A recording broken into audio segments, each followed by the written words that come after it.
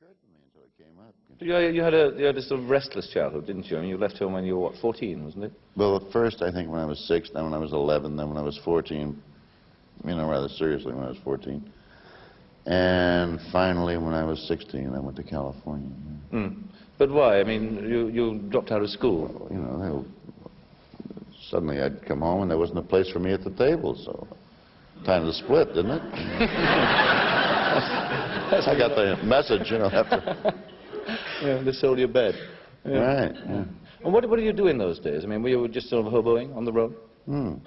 Just knocking at the back door, asking the kind lady if she had a piece of bread, you know. Never offering to mow the lawn, just dealing with the kind lady. But why? Why was that? I mean, what were you doing at the time? I mean, what was the purpose behind it? Well, nothing really, just keep moving. No purpose. You did, in fact, at one point in your career, you were a fighter, weren't you? A boxer? No. Good. No.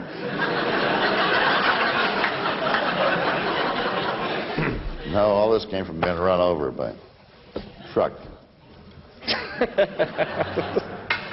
Was it a big truck or a small truck? No, you were, weren't you? Picking up the herd.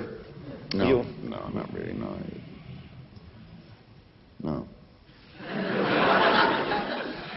Do people ever take swings at you? All the time. Yeah? Not since that last one, though. What was the last one? A very good one.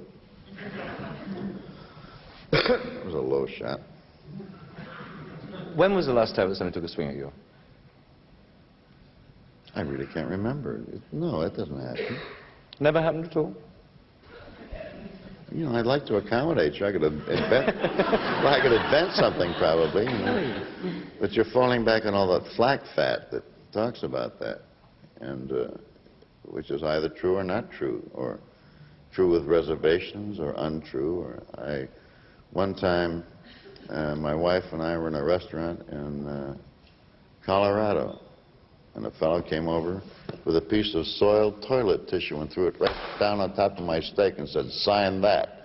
And I said, "Of course," and picked up my fork and ran it right up through his chin, up into his upper palate, bent it over, said, ripped his pocket out and gave him the tab and said, "Take him to the hospital."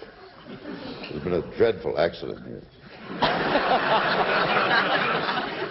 That's a good story. I enjoyed that. True story. I don't believe a word of it, but that is a very good story. My wife is right there somewhere. She'll tell you. Do you always want to be a movie star? No, I wanted to be Queen. No,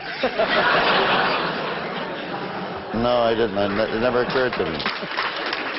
Couldn't make it. I couldn't make the weight. You have sons also, don't you, who are sort of carrying on in the... Looking for jobs. Looking for jobs, yeah.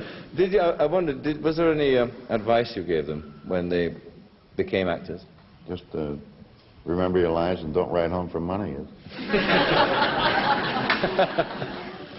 That's all they need to know. Neither of which they took to heart. No, they, you know, they do as they will. That's their lives, isn't it?